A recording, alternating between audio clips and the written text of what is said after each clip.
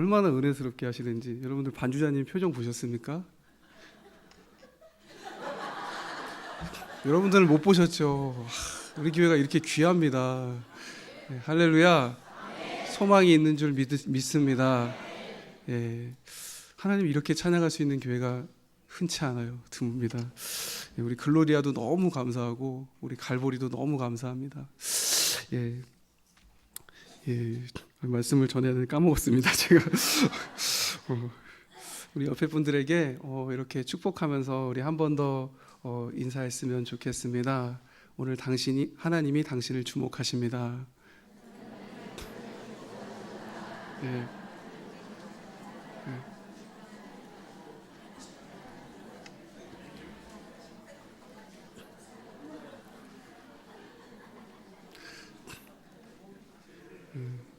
여러분들 하나님이 안 보이죠?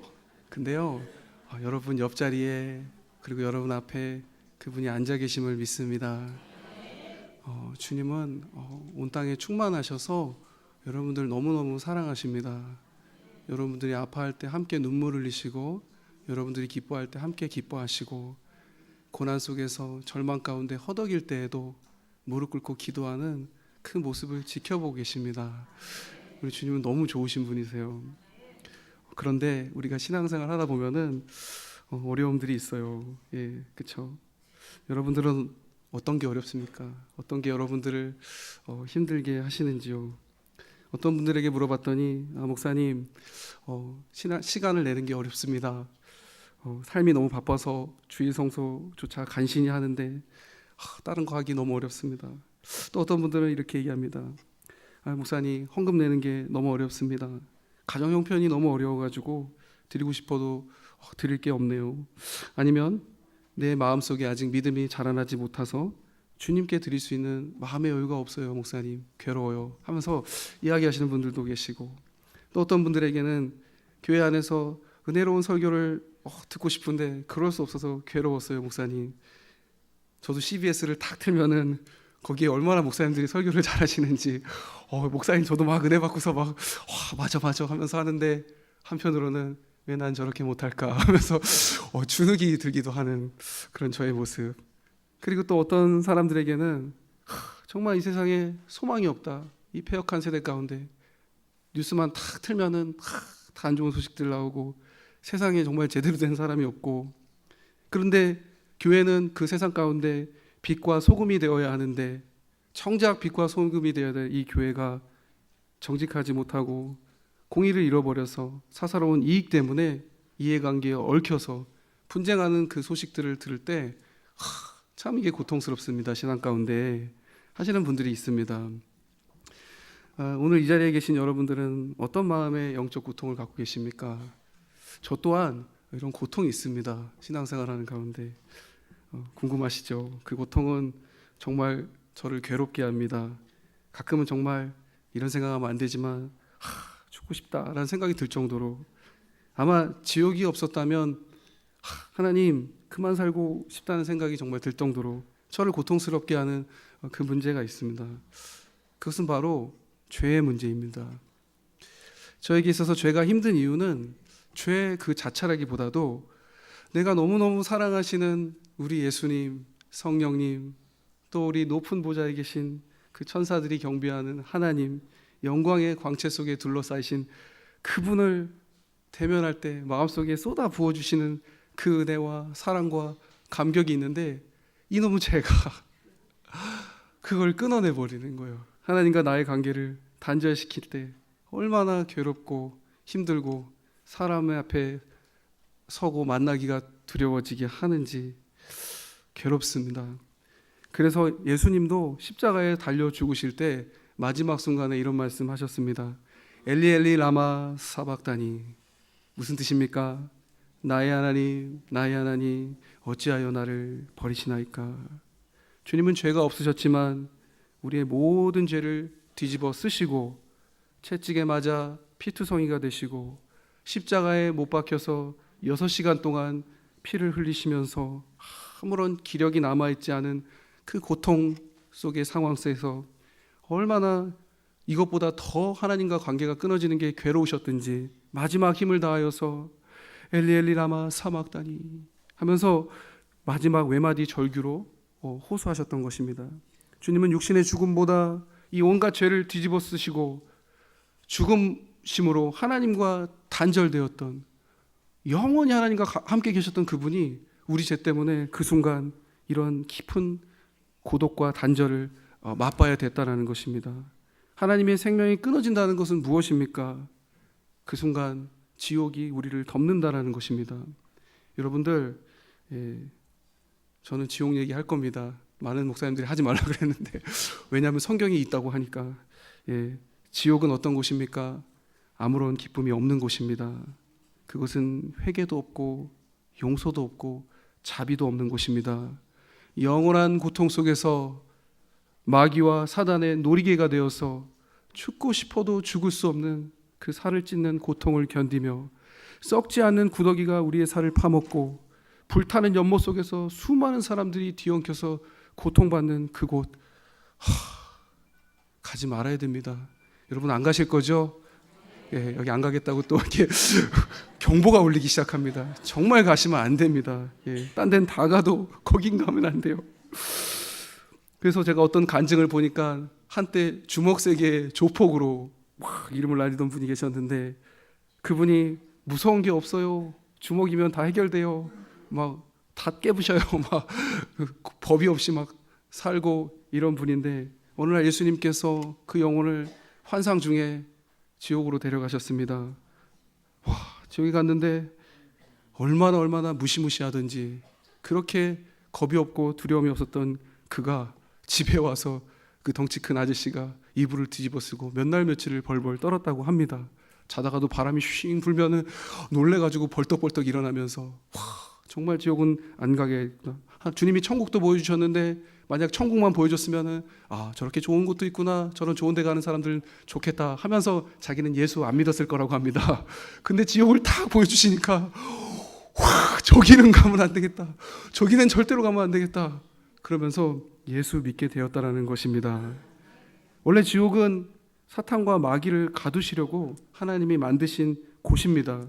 그런데 엉뚱한 우리가 이 사탄 마귀의 꼬임에 빠져서 죄짓고 끌려 들어가는 장소가 되어버렸습니다. 하나님은 결코 우리를 지옥 보내시려고 지옥을 만드신 게 아닙니다. 그러니 예수님이 예수 믿지 않고 지옥 가는 영혼들을 볼 때 얼마나 슬프시고 고통스럽겠습니까?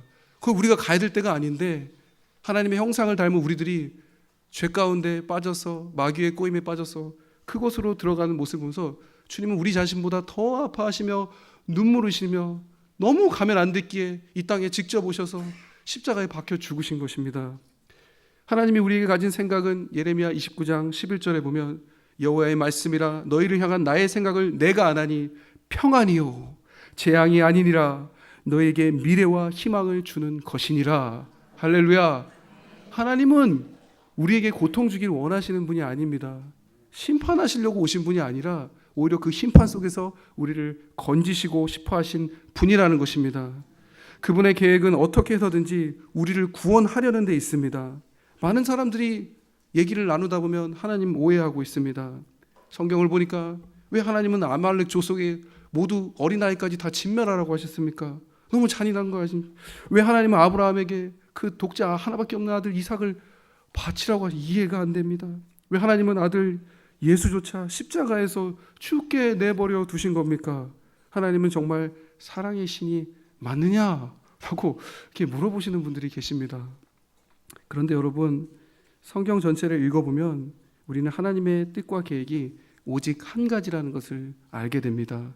그것은 바로 하나님이 세상을 이처럼 사랑하사 독생자를 주셨으니 이는 저를 믿는 자마다 멸망치 않고 영생을 얻게 하려 하심이라.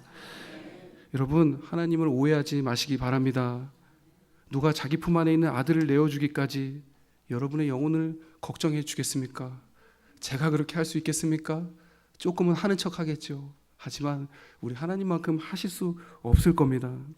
하나님은 이 세상이 알지 못하는 그 사람들을 위해서 죽으십니다. 그것도 아주 오늘 성경에 보니까 흉악한 죄인들을 위해서 죽어주셨습니다. 우리는 흉악한 죄인들이 뉴스에 나오면 어떻게 합니까?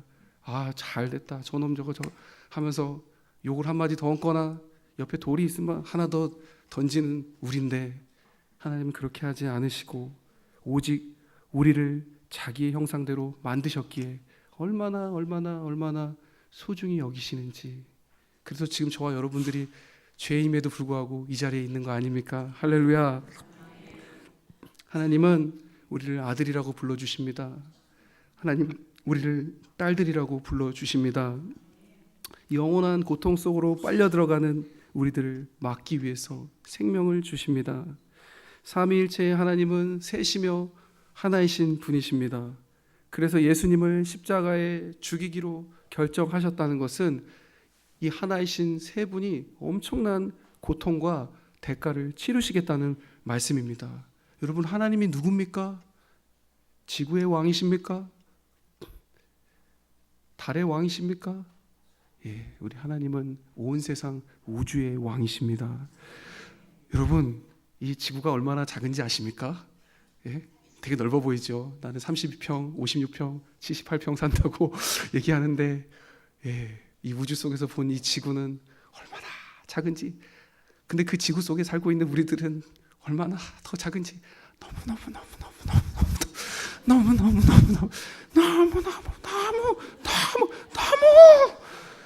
작아서 하나님이 우리를 만들어 놓으시고 아담아 부르시는데 그 아담의 뜻이 뭔지 아십니까? 먼지야, 흙아, 이렇게 하나님 너무 이거 막 씻고 봐야 돼. 이렇게 찾아서 이렇게 자세히 안 보면 잘 보이지도 않아요, 우리가 우주 속에서. 예? 그래서 어떤 과학자가 1993년에 로버트 윌리엄이라는 과학자가 있었는데 우주 망원경을 만들었습니다. 길이가 13.3m요, 무게가 11.6톤, 가격은 수백조. 근데 그 망원경으로 130억 년 광년까지 이제 볼 수가 있대요. 근데 이거 보려고 하는데 과학자들이 막 다 보고 싶은 거예요. 근데 이 로버트 윌리엄이 나는 저기 우주의 껌껌한 하늘을 볼 거야. 이런 겁니다. 옆에 사람들이 막 난리가 났습니다. 아니, 별이나 은하계 아름다운 은하수를 봐야지 왜 그 비싼 걸로 쓸데없는 짓을 하나 하면서 이 사람을 막 비난합니다. 근데 굴하지 않고 나는 저 어둠 속이 더 궁금해 하면서 결국에는 욕먹으면서 그 어둠 속을 보는데 더 멀리 보고 싶어서 초점을 줄여서 바늘 같은 구멍으로 우주의 그 깜깜한 하늘을 바라봤습니다. 근데 웬일입니까? 그 점 같은 바늘기 같은 그 점에 우리 태양계 같은 태양계가 3,000개가 있답니다, 여러분. 여러분, 여기 태양 끝에서 여기 끝까지 가는데 10만 광년이 걸린답니다, 여러분. 10만 광년이 그 숫자가 있는 숫자가 맞습니까, 도대체? 예, 우리는 100년도 못 사는데 제대로 이게 가늠할 수 없는, 그게 바늘점 하나에 3,000개가 있다고 하니, 여러분, 우주가 여러분 상상을 할 수가 없습니다. 그냥 그 우주를 만드신 하나님의 크심. 여러분, 우리는 이렇게 살면 안 됩니다. 정말 우리가 예배드리는 그 하나님이 누군지 정말로 우리는 알게 되면은 도저히 우리는 하나님을 그런 취급을 할 수가 없습니다. 저는 심히 이 점이 두렵습니다. 우리가 하나님 앞에 나와서 예배드리는데 정말 하나님의 그 존재. 그래서 이 영적인 은혜가 내 안에 깊어지면 깊어질수록 하나님과의 단절이라는 것이 무엇인가, 이것을 깨닫게 되는 것입니다. 정말 그 우주의 왕이신 그분과 끊어지는 그 순간, 생각하기도 싫다. 정말로 내 옆에 있는 사람을 생각하거나 내 체면을 생각할 겨를이 없는 것입니다. 겨를이. 돈이 좀 없어도 괜찮습니다. 능력이 좀 없어도 괜찮습니다. 좀 이쁘지 않아도 우리 청년들 괜찮습니다. 괜찮아요. 살 수 있어요. 괜찮아요. 다 자기 짝이 있습니다. 저도 살잖아요. 하나님이 느껴지지 않는 그 삶, 그거는 상상할 수 없는 삶이에요. 삶. 그것은 정말 암흑이 가득한 공허이고 생명이 느껴지지 않은 고독인 것입니다. 죄는 바로 우리에게 이러한 우주의 근원이신 하나님과 우리를 분리시킨다니까요. 분리시킨대요. 그게 죄가. 너무 광대하게 말해서 지금 실감이 안 나시는 것 같은데 제가 좀 축소해서 말씀드리겠습니다. 여러분, 우리는 가정에서 많이 다툽니다. 저도 이번 주에 싸우고 왔습니다. 창피하지만 복음을 위해서 말씀드린 겁니다. 그리스도인 가정도 마찬가지입니다. 목회자 가정도 마찬가지입니다. 하나님 은혜가 희미해지거나 사라지면 우리는 우리 자신을 통제할 수가 없게 됩니다. 죄가 마귀에게 우리 심령의 문을 열어주기 시작하면 그 악한 자가 들어와서 우리 삶을 송두리째 짓밟기 시작합니다. 나도 모르게 가장 사랑하는 내 아내와 자식들에게 모진 말을 하고 있는 내 모습, 그렇게 원망과 상처 속에서 자란 아이들이 하나님 없어 우리 아빠 엄마 보니까 교회 다녀도 똑같아. 그분의 사랑을 잘 믿을 수 없게 됩니다. 한 집에 살고 있지만 단절이 생기고 이 풀 수 없는 수수께끼 같은 부모 자식 간의 관계가 만들어집니다. 형제 자매 간의 관계가 만들어집니다. 그런데 놀라운 사실은 무엇인지 아십니까? 그것을 원한 사람이 그 가족 중에 한 사람도 없다는 것입니다. 다 하나씩 찾아가서 물어봐도 왜 이렇게 됐어? 저도 모르겠는데요. 아무도 그걸 원한 사람이 없다는 것입니다. 그래서 사도 바울 선생님은 로마서 7장 19절에 이것을 이렇게 말씀하십니다.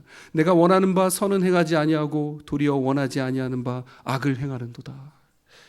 우리는 이렇게 우리가 눈치채지도 못하는 시간 속에서 사단과 마귀의 공격 속에 우리의 내면뿐만 아니라 우리의 가정도 순식간에 무너져 내리기 시작하는 것을 보게 됩니다. 도무지 어디서부터 잘못되었는지 깨닫지 못하는 순간에 우리의 가정은 이혼 가정이 되어져 있고, 한 부모 밑에서 나온 형제 자매가 재산 문제로 의절하고 싸우며 살아가는 것을 봅니다. 우리는 왜 우리가 원하지도 않는 이 생지옥을 맛보면서 살아가야 하는 것일까요? 그것은 바로 죄 때문입니다. 하나님이 우리 속에 일하시게 못하게 하는 그 죄, 성령께서 우리와 함께 거하실 수 없게 하는 그 죄, 그것이 오늘 우리의 삶의 모든 굴레와 속박으로 우리를 몰아넣는 것입니다. 그래서 오늘 우리들은 이러한 영적인 눈이 떠져야 합니다. 이 영혼의 문제를 우리가 해결하지 못하면 우리에게 소망이 없는 것입니다. 많은 사람들이, 교회에 사람들이 많이 나오고 건물이 막 잘 지어지면 부흥했다고 생각합니다. 어느 정도 맞는 부분도 있습니다. 그러나 진정한 부분은 우리의 영혼 속에 얼마나 그 크신 하나님이 채워지는가에 달려 있다는 것입니다. 왜 하나님은 그런 자들의 예배와 삶을 받으시기 때문입니다. 하나님이 예배를 받으신다는 의미는 예배하는 자들이 성령과 진심으로 하나님 앞에 서 있다는 것입니다. 단지 형식이나 봉헌의 예물은 우리가 그 마음을 하나님 앞에 표현하는 모습일 뿐인 것입니다. 그래서 사무엘 15장 21절에는 사무엘이 이르되 여호와께서 번제와 다른 제사를 그의 목소리를 청조하는 것을 좋아하신 같이 좋아하시겠나이까? 순종이 제사보다 낫고 듣는 것이 순양의 기름보다 나으니라 라고 말씀하신 것입니다. 이처럼 우리가 하나님 앞에 나아갈 때는 순서가 있다는 것입니다. 순서가. 마음을 회복하지 못하고 드려진 예물을 하나님은 받지 않으십니다. 형제와 다툼이 있다면 먼저 그 마음으로부터 용서하셔야 됩니다. 용서가 잘 되지 않으면 하나님께 도움을 구하십시오. 전능하신 하나님께서 여러분 마음속에 1만 달란트 빚진 자를 탕감해 주신 그 은혜로 용서하실 것입니다. 그래야 때를 따라 우리를 돕는 은혜의 보좌 앞으로 우리가 나아가 하나님의 살아계심과 그 임재하심을 예배 가운데 누릴 수가 있게 되는 것입니다. 그런 예배야말로 지금 이 땅의 교회와 한국 교회를 살리고 우리들 한 사람 한 사람의 영혼의 모든 관심과 사랑에 초점이 맞춰져 있는 그 하나님의 사역을 이루는 그 교회가 우리 교회가 될 줄 믿습니다. 주님은 나중된 자도 먼저 될 수 있다고 말씀해 주셨습니다. 그래서 희망을 가지시기 바랍니다. 근데 더 무서운 건 뭔지 아십니까? 먼저 된 자도 나중될 수 있다라는 것입니다. 우리는 늘 넘어지지 않기 위해서 해야 될 것이 있는데 그것은 바로 두 날개를 우리가 가지는 것입니다. 하나는 무슨 날개입니까? 기도의 날개입니다. 또 하나는 무엇입니까? 말씀의 날개입니다. 기도와 말씀의 날개로 우리가 하나님 앞에 나아가면 성령의 바람이 우리를 밀어 올려서 우리 하나님이 계신 그곳으로 우리를 인도하실 것입니다. 그때 우리의 찬양은 하나님의 영광을 드러내는 찬양이 될 것이요, 또 우리의 찬양은 우리의 마음속 신령 깊은 곳을 위로하는 삶의 용기와 새 힘을 주는 찬양이 될 것입니다. 예배가 살면 교회도 살고 나도 살고 가정도 살고 믿지 않던 영혼도 전도되어 살고 심지어 우리가 잘 모르고 우리를 핍박하던 사람들까지 살아나게 되는 것입니다. 이것이 은혜인 줄 믿습니다. 그래서 오늘 우리들은 인생의 목표가 행복에서 거룩으로 수정돼야 됩니다. 우리의 인생의 목표가 행복에서 거룩으로 수정돼야 합니다. 왜냐하면 젊은 남녀들을 보면 왜 결혼하니 물어보면 행복하려고 결혼한다고 합니다. 근데 살아보면 저 7년 살았는데 행복할 때도 있었지만 아직 결혼 안 한 우리 청년들은 두려워하지 마시기 바랍니다. 행복할 때도 많습니다. 하지만 항상 그렇진 않습니다. 실제로 그렇게 잘 되지 않기 때문입니다. 이것은 마치 포도 알갱이 속에서 대추알을 찾는 것과도 같습니다. 아무리 찾아봐도 진정한 행복이 없는 것입니다.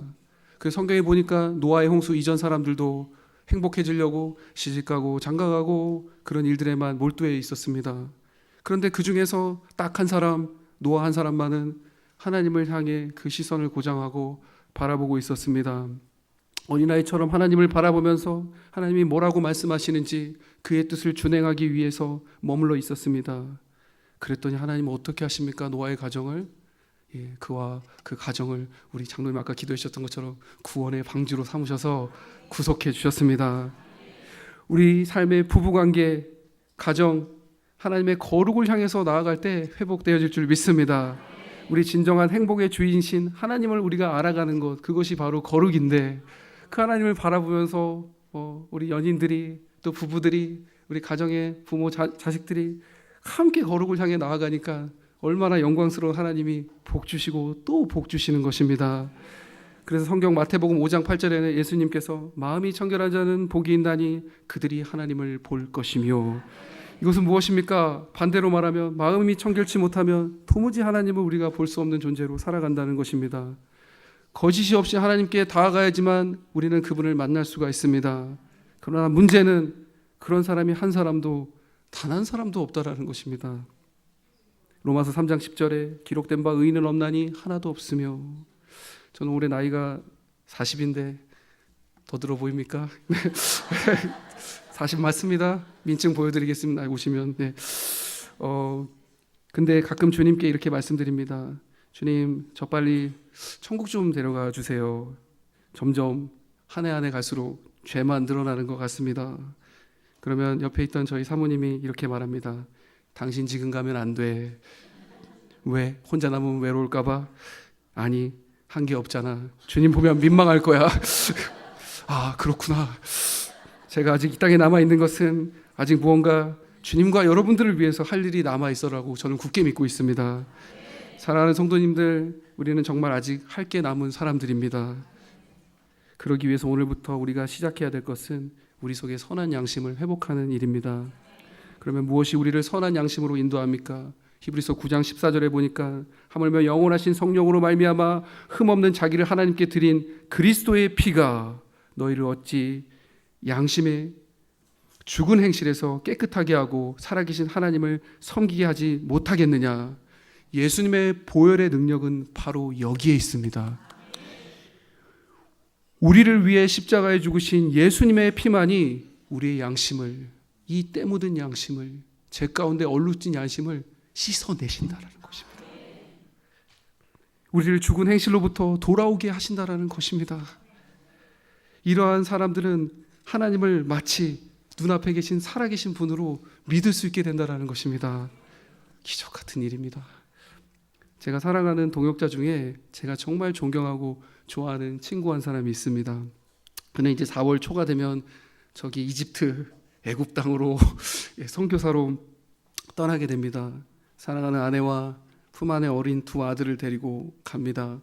그런데 그가 지난번에 시간이 조금 나서 우리 청년교회에 와서 말씀을 한번 전해줬습니다. 근데 그 말씀 속에 이런 이야기가 있었습니다. 나는 청년 때 너희들 때 너무 괴로웠던 시간들이 있었는데 그것은 바로 나 자신의 죄 문제 때문에 그랬다. 나의 죄는 세 가지였다. 세 가지는 무엇이냐? 페이스북과 음란 동영상과 그리고 축구 게임이었다. 이렇게 고백했습니다. 놀라운 고백이었습니다. 페이스북이 나쁜 것인가? 나쁜 것은 아니지만 어느 순간 나는 페이스북을 하나님보다 종이를 붙들고 있었다. 자신을 발견하게 됐습니다. 그는 기도하면서 핸드폰에 있던 그 페이스북 어플을 지웠습니다.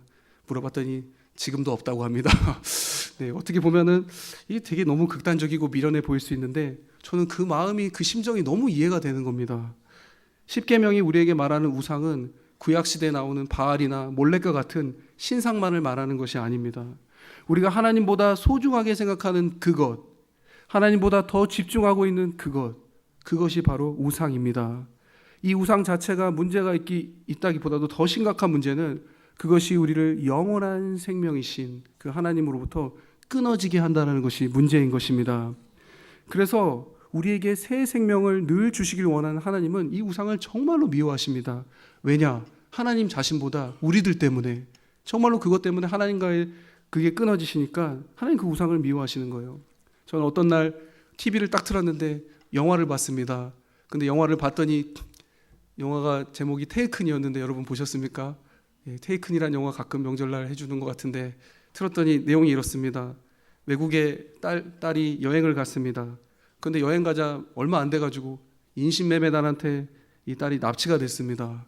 근데 그 소식을 아버지가 듣고서 그 깽단을 그 외국에 알지도 못하는 곳에 가서 그 딸을 찾겠다고 물불을 안 가리고 막 전력 질주를 하면서 총칼을 막 날라오는 것들을 막 위험을 감수하면서 생명을 걸고 끝까지 아주 그냥 배 타고 도망가는 것까지 쫓아가가지고 그 딸을 구해내는 영화였습니다.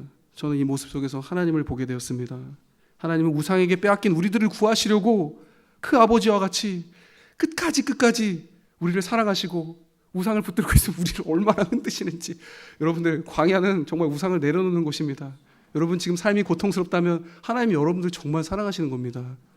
그 붙잡고 있는 거 놓게 하시려고 하나님이 그 사랑하는 아들을 징계하십니다. 징계가 없는 자는 사생자라고 성경은 이야기하십니다. 여러분, 고난을 기뻐하십시오. 하나님 여러분 사랑하셔서 모든 우상들을 다 제하시고 오직 영광스러운 하나님 한 분만 남게 하시려고 여러분의 신앙을 이끌어 주시는 거예요. 두 번째, 이 목사님의 문제는 음란 동영상 문제였습니다. 시대가 발달함에 따라서 우리는 이런 것이 접하기 너무 쉬워졌습니다. 저도 유튜브를 자주 보는데 원래 그거 보려고 했던 게 아닌데 딴 거 보려고 했는데 뭐 이게 막 너무 많으니까 그냥 막 눈이 골로 가고 있고 엉뚱한 거 보고 있습니다. 문명이 발달했다고 해서 옛날보다 살기가 좋아졌다고 사람들이 말하는데 죄 문제에 있어서는 우리는 정말 심각한 유혹 속에서 살아가고 있는지 모릅니다. 그래서 창세기에 보니까 아담과 하와가 선악과를 보았을 때도 똑같은데 이렇게 돼 있습니다. 3장 6절에 여자가 그 나무를 본즉 먹음직도 하고 보암직도 하고 지혜롭게 할 만큼 탐스럽기도 한 나무인지라 여자가 그 열매를 따먹고 자기와 함께한 남편에게도 주매 그도 바보같이 먹은지라. 예, 이건 없지만 제가 그냥 지어냈는데, 예, 인간은 이처럼 감각적이고 시각적이고 환상을 갖게 하는 그 유혹에 매우 취약합니다. 그래서 뱀의 형상을 가진 그 사단이 찾아왔을 때 이걸 얼마나 잘 알았던지 그냥 툭 건드니까 알아서 그냥 다 발라당 넘어집니다. 오늘 우리라고 별 수가 있겠습니까? 여러분, 아담과 하와가 어떤 사람이었습니까? 우리는 왜 그때 그거 먹어가지고 나까지 이렇게 얘기하는데 여러분들, 이 사람들은 아예 죄를 모르는 순수한 사람들이었습니다. 죄가 뭔지도 몰라서 벌거벗고 막 이렇게 하나님 말해서 즐거워하던 사람이었어요. 진짜 어린아이 같은. 근데 그런 사람들이 죄를 졌다고 하니 죄악이 관영한 세상 속에서 살고 있는 우리는 오죽하겠습니까? 우리는 다 넘어집니다. 죄 앞에, 유혹 앞에. 안 넘어지려고 막 안간힘을 쓰고 막 버티고 막 그냥 그 죄를 막 안 하려고 하는데 다 넘어집니다. 그래서 세상 사람들은 너나 할 것 없이 다 넘어지니까 이제는 그러면 이렇게 하면 성경은 오래된 이야기야, 기존의 낡은 습관이야 하면서 죄와 타협을 선택하기 시작합니다. 그러나 하나님은 그렇게 말씀하시지 않습니다. 그러고 나서 도무지 말도 안 되는 기준을 우리에게 제시하십니다. 레위기 19장 2절에 너는 이스라엘 자손 온 회중에게 말하여 이르라. 너희는 거룩하라. 이는 나 여호와 너희 하나님이 거룩함이니라. 전 아멘이 안 나오네요. 중간이 없어. 중간이 뭐 거룩해지라는 것도 아니고 그냥 거룩하래요. 온전하래요. 기가 찰 노릇입니다. 지금 현재의 내 모습을 보면 거룩은커녕 죄 속에 파묻혀 허덕이지는 않으면 다행인데 하나님 정말 너무하신 거 아닙니까? 지키지도 못하는 말씀을 저에게 하시다니 저희들 괴롭게 하시려고 작정하신 것입니까 하나님? 하고 기도할 때 있었습니다. 그러나 하나님은 이게 그냥 하신 말씀이 아닙니다. 그 이야기는 조금 이따 제가 뒤에 말씀드리겠습니다. 궁금하신 분은 조심은 안 됩니다. 끝으로 이 목사님의 마지막 문제, 축구 게임의 문제가 남아 있었습니다. 여러분, 축구 게임 나쁜 겁니까? 이 목사님이 얘기합니다. 아니 하나님, 다른 사람들 막 총으로 막 머리를 터뜨리고 막 이상한 게임을 하는데 이 축구 게임 얼마나 건전합니까 하나님? 목사님, 저에게도 취미는 하나 있어야 되지 않겠습니까? 죄가 아니죠 사실은. 그러나 어느 순간 그 취미가 나를 지배할 때가 있습니다. 어느 순간 게임기를 놓지 못하는 자기 자신을 또 보게 됩니다.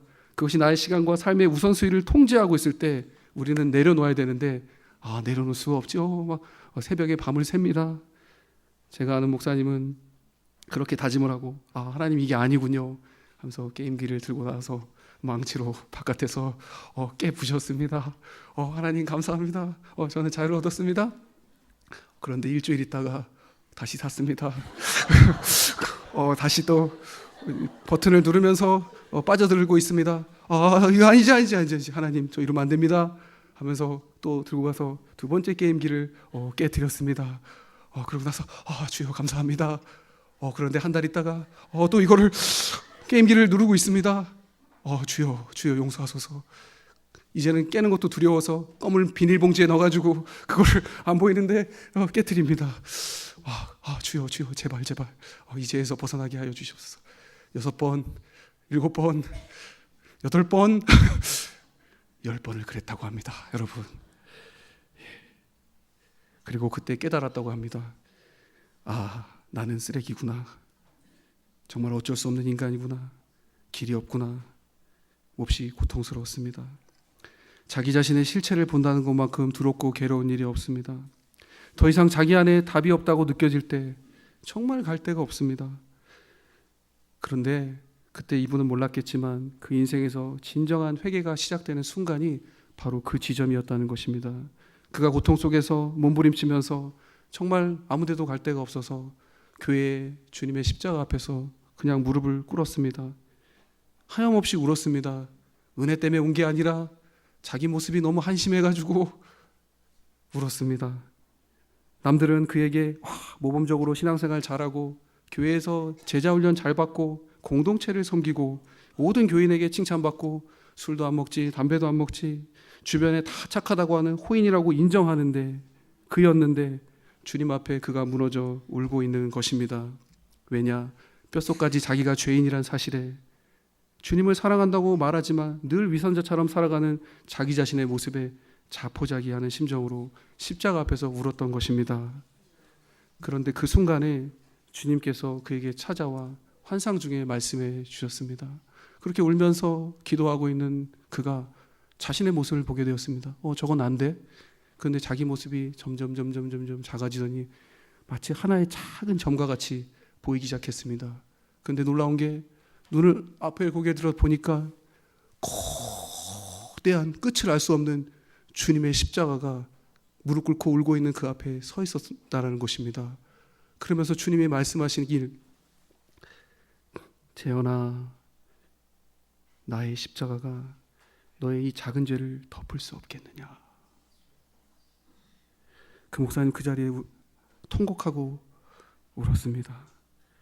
주님의 엄청난 사랑 앞에 그의 죄는 정복되었습니다. 무너져 버렸습니다. 우리도 모두 그와 같습니다. 주님이 얼마나 우리를 사랑하시는지, 그 십자가의 사랑이 얼마나 크고 위대한지 우리는 그 사랑을 알지 못하면 주님께서 우리에게 주시는 용서의 의미가 무엇인지 깨달을 수 없게 됩니다. 그래서 천사에게 제단 숯불로 내 입을 지져주세요 말했던 이사야는 이렇게 말합니다.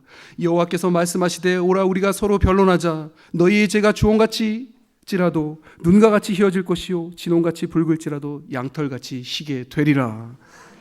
이건 뻥이 아닙니다. 여러분, 예수님의 보혈에는 정말 엄청난 능력이 있습니다. 그래서 예수님도 이 사실을 정말로 말씀해주고 싶어서, 어필하시고 싶어서 마태복음 9장 5절 이하에 중풍병자를 고치실 때 굳이 말씀 안 하셔도 되는데 내 죄사함을 받았다 하는 말과 일어나 걸어가는 말 중에 어느 것이 쉽겠느냐. 그러나 인자가 세상에서 죄를 사하는 권능이 있는 줄을 너희로 알게 하려 하노라 하시고 중풍병자에게 말씀하시되 일어나 내 침상을 가지고 집으로 가라 하시니. 여러분, 병 고친 게 중요합니까? 여기서 지금 죄사함 받은 게 중요합니까? 할렐루야. 우리는 교회에서 막 병 고쳤다 막 신나가지고 하는데 그게 문제가 아니에요. 죄사함의 이 은혜를 받으면요, 영원한 천국에서 하나님 앞에 우리의 죄가 가려지고 구원받게 된다는 사실, 이것이 더 큰 은혜인 줄 믿습니다. 그래서 시편 32편 1절에는 허물의 사함을 받고 자신의 죄가 가려진 자는 복이 있도다 라고 말씀하신 것입니다. 여러분, 하나님 앞에 우리가 딱 섰을 때 여러분 어떤 얘기 하실 겁니까? 하나님 감사합니다. 이 땅에 살아갈 때 물질의 축복을 많이 주셔서 감사합니다. 하나님 감사합니다. 이 땅에 살아갈 때 지혜의 축복을 많이 주셔서 감사합니다. 하나님, 이 땅에 살아갈 때 많은 사람들이 날 사랑해 줘서 감사합니다. 영광을 누리게 해주셔서 감사합니다. 이거 얘기할 겁니까? 저는 이거 얘기하고 싶습니다. 주님, 예수님 통해 제 죄가 가려진 것에 너무너무 감사합니다. 하나님. 사랑하는 성도님들, 오늘 우리가 행복하지 못한 이유는 하나님과 화목하지 못하기 때문입니다. 그리고 우리가 하나님과 화목되기 위해서는 예수님의 도움이 필요합니다. 오늘 본문 2절의 말씀을 함께 같이 읽어볼까요? 2절 시작. 또한 그로 말미암아 우리가 믿음으로 서 있는 이 은혜에 들어감을 얻었으며 하나님의 영광을 바라고 즐거워하느니라. 우리는 십자가에서 죄를 사하신 예수님을 믿는 믿음으로 은혜 안에 들어가게 되었습니다. 도무지 의인이라고 여겨질 수 없는 우리가 예수님의 십자가 속으로 들어가 버리니 내 모습은 남지 않고 그분의 십자가가 우리의 허물과 죄를 넉넉히 가리워 버렸다는 것입니다. 예수님은 저와 여러분을 알아주셨습니다. 물론 오늘도 우리는 죄짓고 내일도 죄지으며 살아갈지도 모릅니다. 그러나 언제나 그분 품 안에서 죄와 싸우길 결단하고 끝없는 회개 속에서 우리의 자신을 바꿔나갈 수 있을 줄 믿습니다. 우리가 그분 안에 거하기만 한다면 그분이 우리를 알아서 변화시키기 때문입니다. 이전에 다스릴 수 없었던 나의 죄가 그분이 내 안에 오시니 그분의 지배를 받게 됩니다.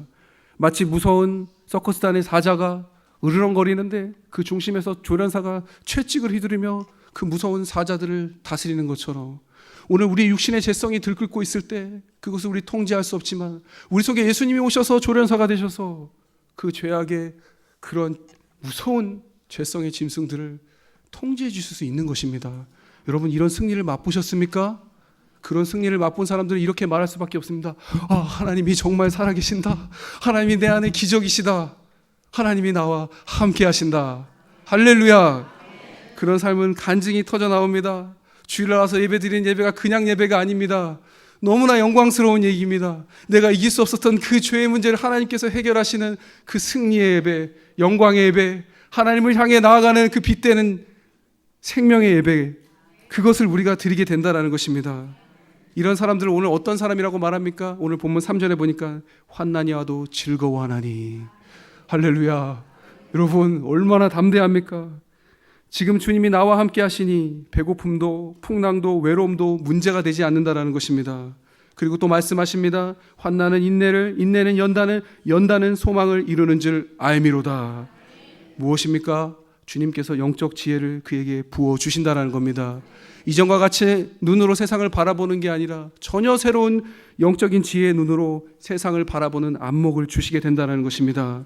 그리고 5절 말씀에 이런 사람은 성령으로 말미암아 하나님의 사랑이 우리의 마음에 부음바 됨이라고 말씀하고 계십니다. 성령의 기름 부으심으로 우리가 하나님의 충만한 사랑을 느낄 때 이미 그곳이 우리가 주님과 같이 사는 낙원이 되어버린다는 것입니다. 할렐루야. 하나님, 우리는 죽어서 천국 가는 것만 생각하지만 오늘 성경의 말씀을 보니까 우리가 이 땅 가운데 예수님을 통해서 성령님을 통해서 천국의 삶을 살게 한다고 성경은 증언하고 약속해 주신다는 것입니다. 우리의 심령이, 우리의 가정이, 우리의 교회가, 우리의 민족이, 열방이 천국으로 변할 수 있는 그 길이 있다고 성경은 말씀해 주고 계신 것입니다. 이처럼 거룩의 능력은 우리 안에서 나오는 것이 아니라 의로우신 예수님을 내 안에 모실 때 그분이 내 안에서 모든 것을 이루어 가심을 바라보게 되는 것입니다. 하나님 너무나 공평하셔서 한 사람 아담을 통해서 죄가 우리에게 들어왔지만 또 한 사람 예수 그리스도를 통해서 인류의 모든 죄를 사하실 수 있도록 그 길을 열어놓으신 줄 믿으시길 바랍니다. 우리 마지막으로 오늘 제 말씀의 결론인 10절, 11절 말씀을 함께 읽고 우리 말씀을 마치도록 하겠습니다. 오늘 10절, 11절 한 목소리로 읽겠습니다. 시작. 우리가 원수가 되었을 때 그의 아들의 죽으심으로 말미암아 하나님과 화목하게 되었은즉 화목하게 된 자로서는 더욱 그의 살아나심으로 말미암아 구원을 받은 것이니라. 그뿐만 아니라 이제 우리로 화목하게 하신 우리 주 예수 그리스도로 말미암아 하나님 안에서 또한 즐거워하니라. 할렐루야! 오늘 이 시간 죄로부터 자유를 선포하시길 바랍니다. 여러분, 죄와 싸우십시오. 예수님이 십자가에서 승리하셨습니다. 오늘 넘어져도 우리 주님이 여러분들 일어나게 하실 겁니다. 포기하지 마시고 거룩을 향해 나아가십시오. 영광스러운 주님이 여러분의 삶을 회복시키고 예배를 회복시키시고 우리의 가정을 회복시키실 줄 믿습니다. 나를 살리는 이 회개를 통해서 사단의 결박을 끊어내시고 승리하신 여러분 되시길 주의 이름으로 간절히 축원합니다. 우리 시간에 함께 찬양하며 봉헌하도록 하겠습니다.